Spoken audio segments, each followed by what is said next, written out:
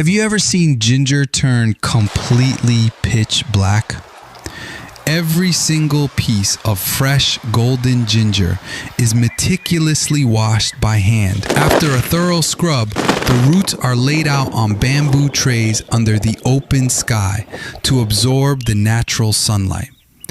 Then, an aged clay jar, sealed shut with mud, is finally cracked open. Inside holds a secret, dark amber liquid, carefully fermented over a long period of time. The sun-dried ginger is fully submerged into the pot, drinking in the deep, rich flavors of the traditional brew. But the journey is far from over.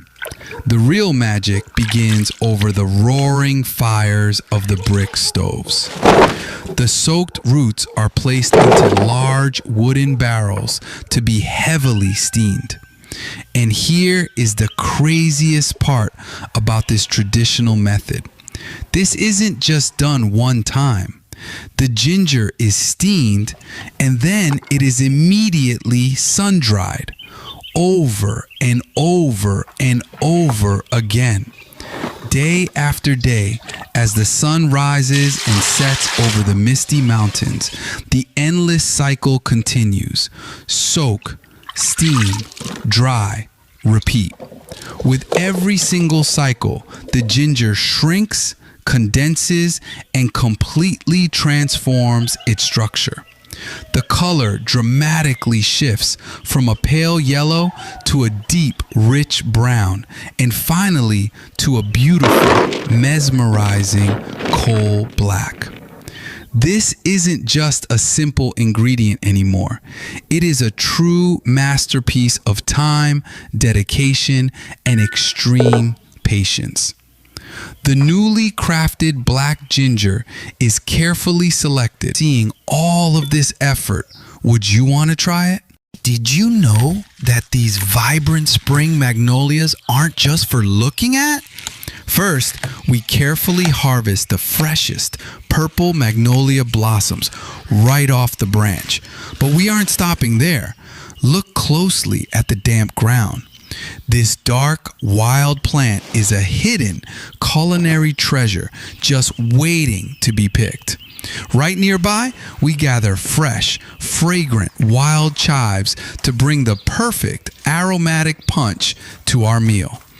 Back at the kitchen, we gently wash the delicate petals to prepare them. Now for the magic. We dip the beautiful magnolia petals into a light, savory batter. Listen to that sizzle. We deep fry them until they are perfectly golden and incredibly crispy. Next up, a high heat wok stir fry. Tossing our wild greens with shredded carrots, chilies, and aromatics for a spicy, earthy kick. And you can't forget a rustic classic. Fluffy scrambled eggs tossed beautifully with our freshly picked wild chives. Just look at this vibrant spread. A true farm-to-table masterpiece, straight from the wild. The crispy fried magnolia is an absolute revelation. Floral, crunchy, and savory all at once. Nature really does provide the most amazing meals. Nature provides everything we need, if we only have the patience to look. Down by the river, these dried loofah gourds are more than just garden waste. They are the beginning of a journey. We start by stripping away the weathered skin.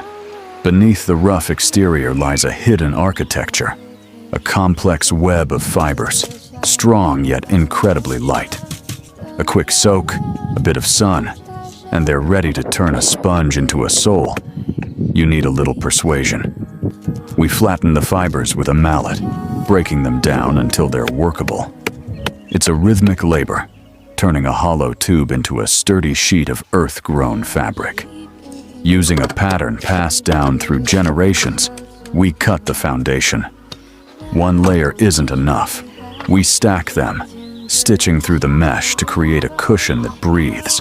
Unlike synthetic foam, These soles will never trap the heat. Now, the upper. Simple black cloth, cut and shaped by hand. Every stitch is a choice. Every knot is a promise of durability. This is slow fashion in its purest form. As the sun dips behind the mountains, the work continues. Bringing the fabric and the fiber together requires a steady hand and a heavy needle. It's where the softness of the cloth meets the resilience of the loofah. The final touch is the white binding, a clean border to seal the edges and protect the grain. It's the detail that turns a collection of parts into a finished pair of shoes. Lightweight, airy, and entirely from the earth. A gift for the elders, to keep their steps light and their feet comfortable. A simple craft for a life well walked. The journey begins with the simplicity of the harvest. We start with pure, white rice, rinsed repeatedly until the water runs clear as glass. It's a process of patience, preparing the grains for their transformation. A touch of starch is blended in, a secret to achieving that perfect, chewy texture. Then comes a heartbeat of the kitchen, the rhythmic grind of the stone mill. Under its heavy weight, the rice is reborn into a silky, pearl-white liquid. Over the warmth of an open flame, the liquid meets the heat. We stir with a steady hand, watching as it slowly thickens into a smooth, elastic dough. This is the essence of the rice, concentrated into a form that is both humble and extraordinary. Once cooled and set, the dough becomes a firm, bouncy canvas. With a heavy blade and a precise touch, we slice it into delicate, bite-sized rectangles, each one ready to soak up the vibrant flavors of the stew. Now, we build the layers of the earth, a foundation of crisp bean sprouts, tangy pickled greens, and fine noodles. We crown the bowl with our handmade rice cakes, followed by a generous pour of fiery chili oil and roasted peanuts. As the hot broth hits the bowl, the spices awaken. The steam carries the aroma of tradition and wood smoke across the countryside. Simple, authentic, and deeply soul-warming. A labor of love, finally ready to be shared. Dig in. It starts with a pulse of pure color. These red seeds are crushed and ground until they yield a crimson stain, the very soul of what we're about to create. Next, the bamboo. It is split, planed, and smoothed until it's as thin as a whisper but as strong as a bone. This isn't just wood, it's the skeleton of a tradition. Every hole is drilled by hand, every notch is carved with intent. There is no room for error when you're building something meant to last a lifetime. Now, the assembly. It's a dance of thread and timber. The central hub becomes the heart, pulling the ribs together into a frame that's light enough to carry, yet sturdy enough to hold the wind. A web of white silk is woven across the ribs. It's a delicate geometry, invisible strength that provides the foundation for what comes next. Then, the paper. It's laid down with a layer of starch, smoothed over the frame until every wrinkle is gone. It's a transformation from a skeleton into a skin. Now, for the art. Those crimson seeds from the start, they become falling maple leaves, a touch of autumn that will never fade, no matter how many winters it sees. But the real secret is tucked inside, a kaleidoscope of colored thread, woven into a pattern that only the person holding the umbrella truly gets to see. Tradition isn't just about the past, it's about the patience to create something beautiful enough to bridge the gap to the future, a masterpiece ready for the first drop of rain. It begins not in a lab but in the garden, harvesting the lush leaves of the indigo plant. To the untrained eye, it's just greenery, but we aren't looking for green. We are looking for the hidden blue that sleeps within the fiber.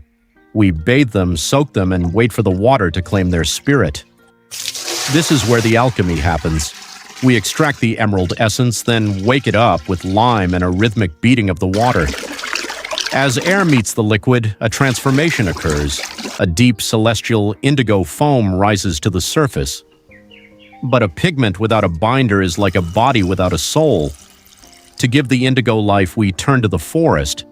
We boil ancient roots, golden honey, and fragrant resins into a dark viscous nectar.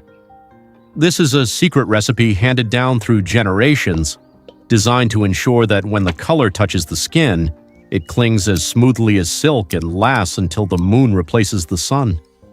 For a tool this precious, a standard container would be an insult. Only a gift from the tide will do. We take simple spiraled seashells, sculptures of the sea, and begin the delicate work of transformation. We dress them in gold filigree, crown them with pearls, and embed them with gemstones.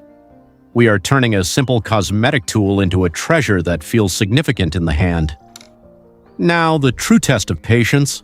We blend the dried indigo with charcoal for depth, then introduce our herbal nectar. This isn't stirred, it is forged.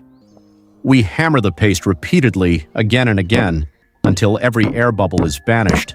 The result is a dough that is dense, glossy, and nearly unbreakable. In this craft, physical effort is the only way to achieve true permanence. The final result, an indigo eyebrow pencil, born from the mountains, bound by the forest, and housed in the sea.